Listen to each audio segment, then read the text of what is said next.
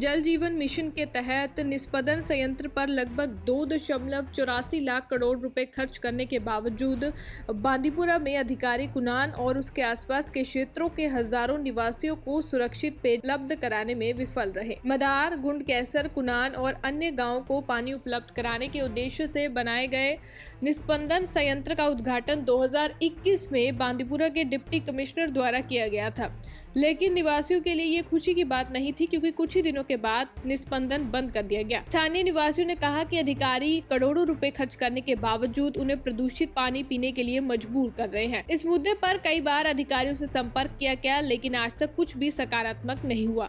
Filtration का काम 2011 में शुरू हुआ था और 10 साल बाद 2021 में पूरा हुआ, लेकिन पूरा होने के बावजूद ये निवासियों के लिए उपयुक्त नहीं है।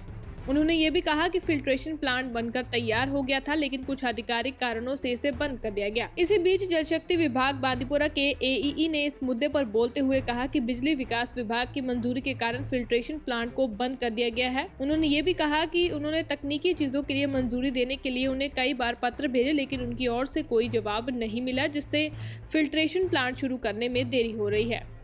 बांदीपुरा से मीरा आफ्ताब की रिपोर्ट।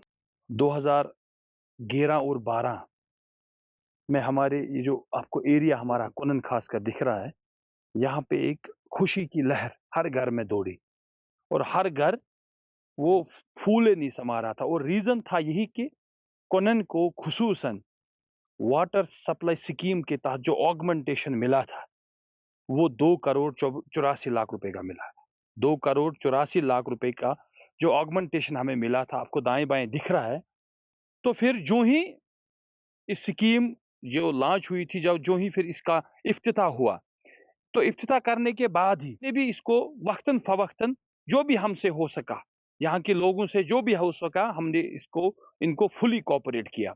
तो जब इसकी संग बुनियाद इन्होंने रखी 2011-12 में, तब से लेकर इसको तकरीबन 8 साल इनको कंप्लीट करने में लगे और फाइनली ये पहुंचा 2020 तक।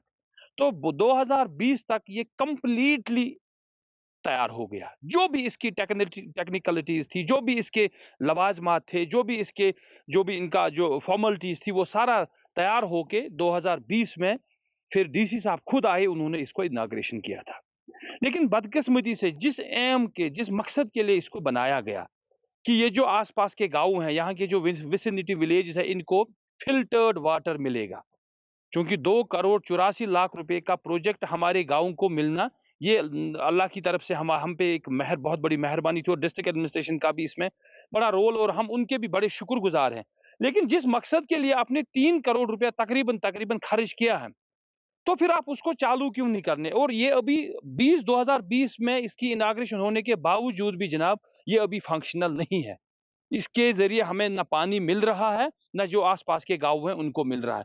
तो हमने फिर वक़्तन-फ़वक़्तन जो भी जल शक्ति के कंसर्न डिपार्टमेंट्स हैं, ये कंसर्न्ड ऑफिशियल्स हैं, एक्सन साहब है, जेई साहब है, एईई साहब है, उनसे हमने राबिता किया, बार-बार हमने उनसे गुज़ारिश की, जनाब 2 करोड़ 84 लाख का प्रोजेक्ट अगर हमें मिला, तो किसी मकसद के लिए मिला, गवर्नमेंट ने हमें दिया, तो इसको चालू करने में आपको क्या दिक्कत आ रही है? आप इसको चालू करने में इतना क्यों हिचकिचा रहे हैं?